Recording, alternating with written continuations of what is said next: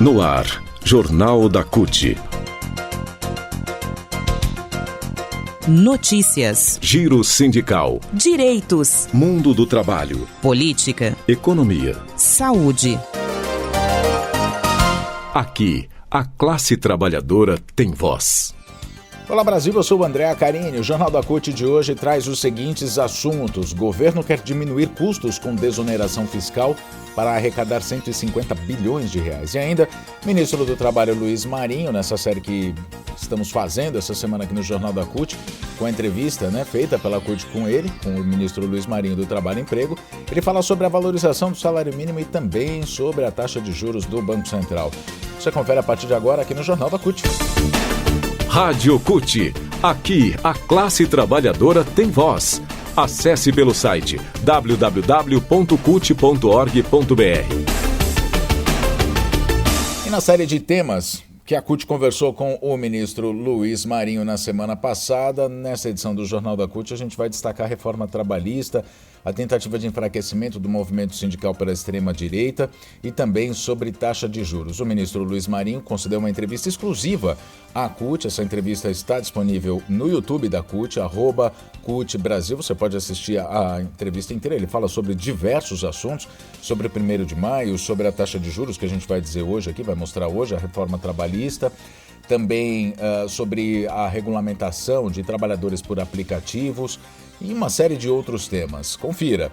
Hoje, então, reforma trabalhista e a tentativa de enfraquecimento do movimento sindical pela extrema-direita. O ministro Luiz Marinho diz no que resultou essa tentativa de enfraquecimento do movimento sindical.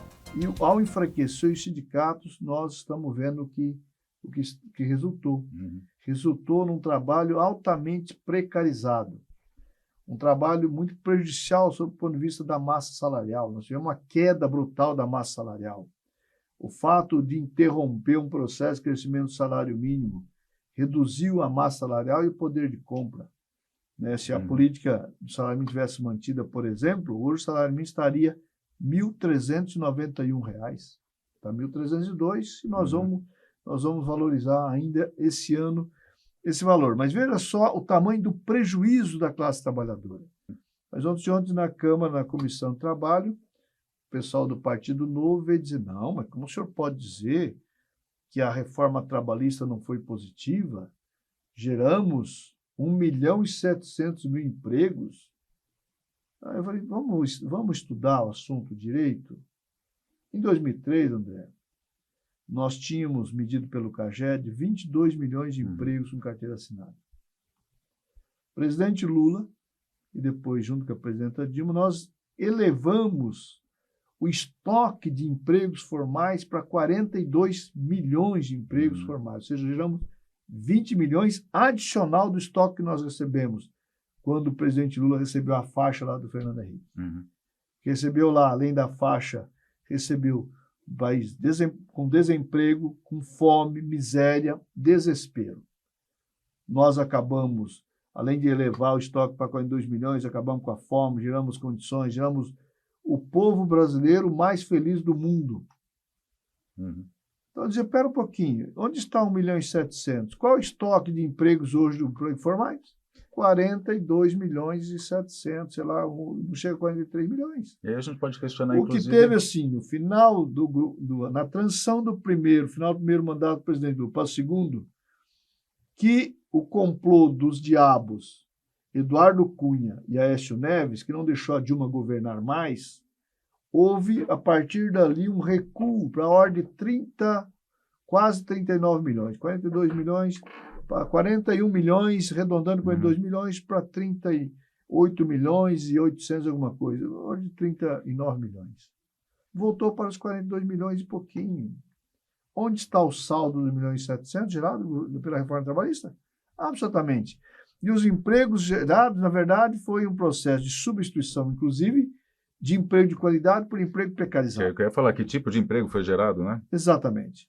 O que nós precisamos agora é falar de um novo momento do Brasil, que eu acho que existe uma grande oportunidade do Brasil, de, a partir, ancorado na possibilidade do emprego chamado de emprego verde, pensar as oportunidades que temos com o papel da Amazônia, da Amazônia, nossas fronteiras ambientais, nossas possibilidades, das nossas matérias-primas que nós temos, nossos recursos naturais, as nossas tecnologias, né? O papel do álcool, por exemplo, nesse processo, que é mais limpo, muitas vezes, do que, inclusive, a energia elétrica de alguns países. Então, tudo isso, o Brasil tem uma grande vantagem, nós precisamos falar dessas possibilidades e vantagens. Ou seja, na verdade, nós estamos até falando pouco da situação desastrosa que encontramos no país, para poder falar mais das oportunidades que nós queremos falar neste momento aqui, para dizer para o povo brasileiro, vamos botar nossa energia na esperança, na geração de emprego, na geração de renda. Bom, o ministro Luiz Marinho também falou sobre um tema muito atual, né, sobre um tema que vem sendo muito comentado, que é a taxa de juros, a Selic do Banco Central, né, que foi mantida pelo Banco Central em 13,75% ao ano, o que vem trazendo enormes prejuízos para a economia brasileira. Vamos ouvir então Luiz Marinho. Preciso resolver um outro problema, que é um inibidor grande dos investimentos, da geração de oportunidade de renda, que é o papel dos juros. Aí o Banco Central precisa, de uma vez por todas, aceitar que as regras dos indicadores, os indicadores todos, criou-se condições para iniciar um processo de redução gradativa dos juros. O juro brasileiro é o mais alto do mundo, não justifica, né? Porque diziam, vai ter repique da inflação. Não houve repique da inflação. O dólar baixou. Enfim, tem todas as condições para o Banco Central dizer, inicia um processo de redução de juros para facilitar o reaquecimento do investimento, do crescimento da economia, da geração de oportunidade, e na outra ponta, criar melhores condições de renda do povo para poder a economia voar. Bom, reforçando então a entrevista com Luiz Marinho, ministro do Trabalho e Emprego, ex-presidente da CUT também, está disponível no nosso portal, cut.org.br, e também no nosso YouTube, @CUT Brasil, além do Facebook e outras redes sociais também. Confira. Economia. O ministro da Fazenda, Fernando Haddad, quer diminuir o número de empresas beneficiadas com a desoneração fiscal, empresas que pagam menos impostos, para que o governo consiga arrecadar pelo menos 150 bilhões dos 600 bilhões de reais que foram perdidos com a medida até agora. Haddad quer acabar com distorções e fechar brechas, como abater do imposto incentivos do Imposto sobre Circulação de Mercadorias, o ICMS, concedido por estados. Haddad, esses incentivos são concedidos por estados. O Haddad quer também a divulgação dos nomes das empresas beneficiadas. Segundo ele, o Ministério da Fazenda prepara com a Controladoria Geral da União, a CGU, a divulgação da lista de CNPJ por CNPJ das empresas que hoje são beneficiadas por renúncias e subsídios, chamados de gastos tributários. A medida, disse o ministro ao jornal Estadão, vem sendo cobrada há muitos anos por setores da sociedade civil, mas nunca saiu do papel, com a alegação de que se trata de sigilo fiscal. Haddad diz que esse não é o seu entendimento, nem do comando atual da Receita Federal.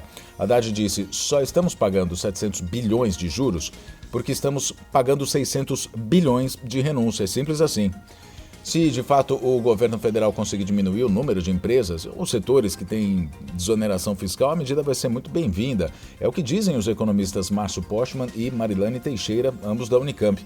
Os dois entendem que a sociedade perde com o não pagamento de impostos por parte dessas empresas, beneficiando cada vez mais os ricos, em detrimento de investimentos sociais e de geração de emprego e renda.